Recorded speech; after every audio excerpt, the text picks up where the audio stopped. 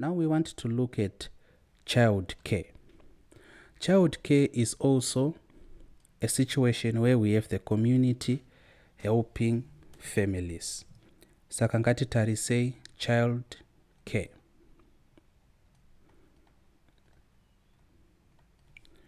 So under child care, what do we have? Kutanga tine child care services. Mofonga kutoziva number inonzi child care hotline yekuti kana paine abuses ari kuitika, you can call that number and you have people from the social welfare coming to help you. Community organizations can provide child care services, giving parents a break and providing children with a safe and nurturing environment. Saka panapa we have community services or community organizations helping children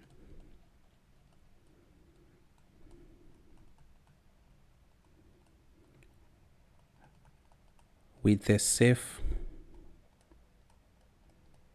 and nurturing environment.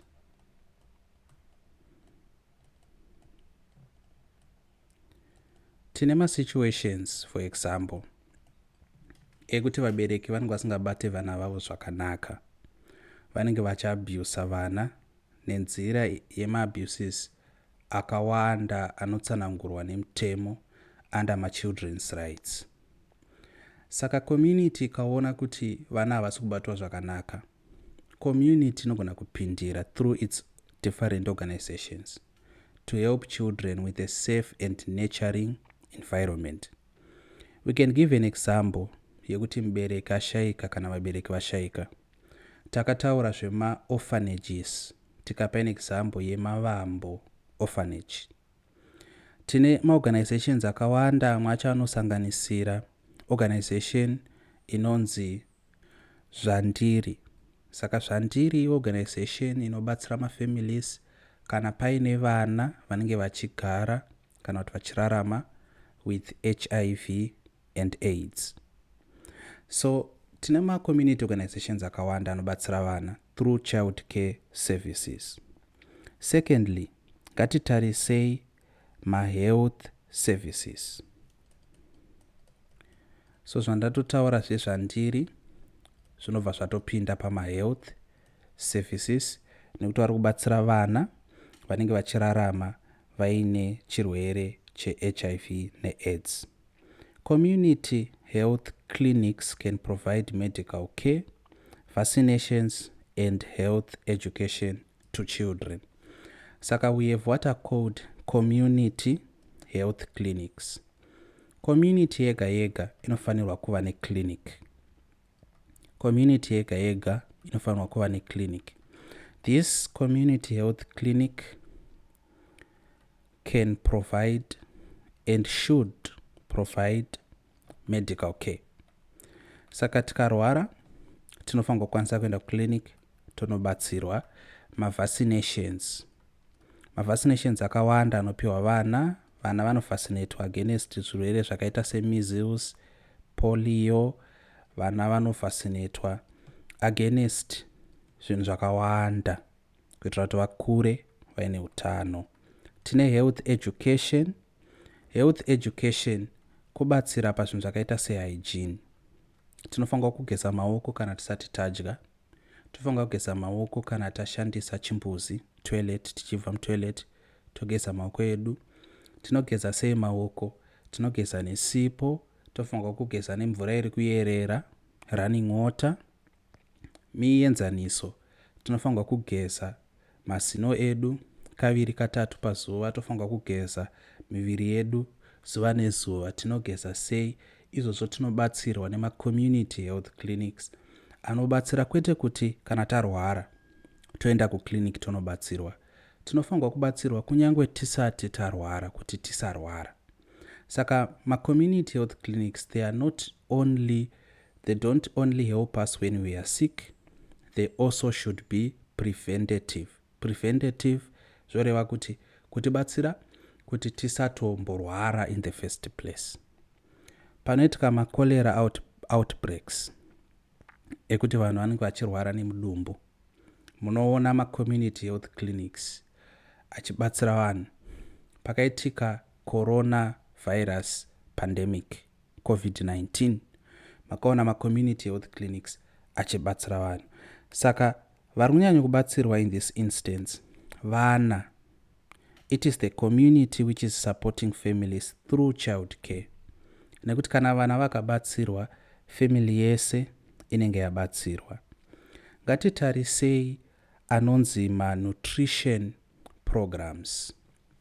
Saka tine anonzi nutrition programs.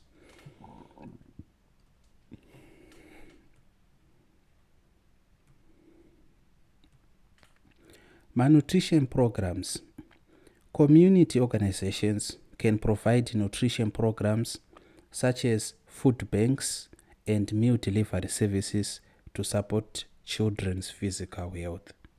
So vana vanoda chikafu kuti vave neutano. Asi amwe mafamilies anonetseka kuwana chikafu chakakwana. Vamwe vanonetseka kuwana a balanced diet. Hazvina kunaka kuti tingodya sadza.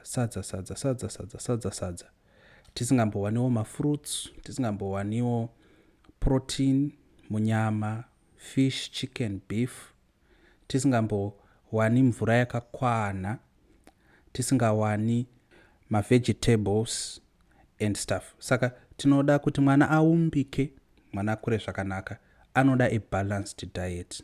Asi amwe mafamilies they can only afford sadza, ngatitine mukaka. Hapana mafruits, hapana zvimwe zvakawanda zvinobatsira utano hwemwana. Ipapa ndo patinowana macommunity organizations achipindira. Saka the community kana kuti macommunity organizations anopindira sei? Anopindira through providing. So community organizations can provide nutrition programs,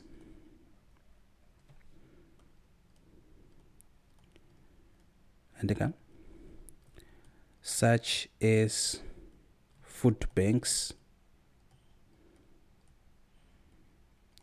and meal delivery. Mukatocherechedza muchaona kuti kune macommunities ekutoti macommunity organizations vanenge vatori nepavanobika, vanhu vouya votopiwa chikafu vodya. Delivery services to support children's physical health. Mapaona. So imi munofanirwa kucherechedza kumacommunities amuri kugara. Macommunity organizations aya anobatsira nenzira idzi. Munofanirwa kumaziva, munofanirwa kumacherechedza. Ngatichitarisai safety and protection. Vana vanoda kuva safe. Vana vanofanirwa kuva protected against zvinhu zvakawanda. So under safety and protection, community organizations can provide child protection services. Saka we have community organizations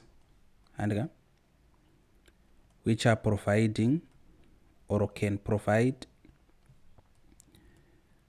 child protection services, protecting children against what?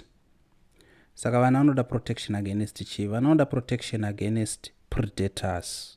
We can talk about sexual predators. Vanhu vakuru vanorwara nechirwere chinonzi pedophilia.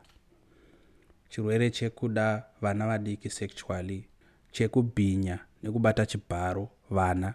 Community should protect children against child predators and pedophiles. Community organizations should also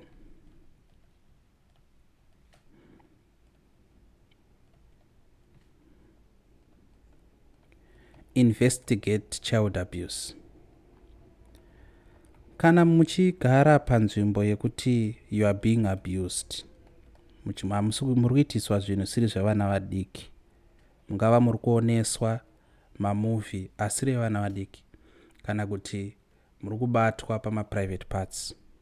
Mienzaniso iyi munofanirwa kutsvaga hama yamunovimba nayo yamunoudza, kana kunoudza ticha kuchikoro kuti ndo zvamuri kuitwa nasekuru natete nababa namama nasisi nabhudhi nani zvake. Maudza vanhu vakuru vamunovimba navo vachakubatsirai nekuita kuti macommunity organizations akwanise kuinvestigata child abuse and also kune inonzi child neglect. Maona, child neglect ndeyekuti mwana ari kungosiyiwa, haasi kupiwa chikafu, haasi kutariswa, ari kungosiyiwa akadaro. Iyo inonzi child neglect uye imhosva inotofanirwa kuinvestigatwa. Safety education. Community organizations can provide safety education, teaching children how to stay safe in the community. Saka community organizations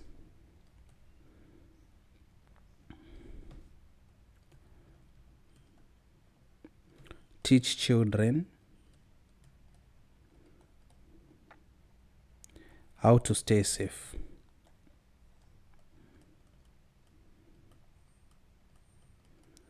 in their community. Saka staying safe from what? Staying safe from abusers, child abusers. Vatambotaura vanobhinya vana, vanobata vana chibharo, kana kuti vanorova vana zvekuda kuuraya chaiko.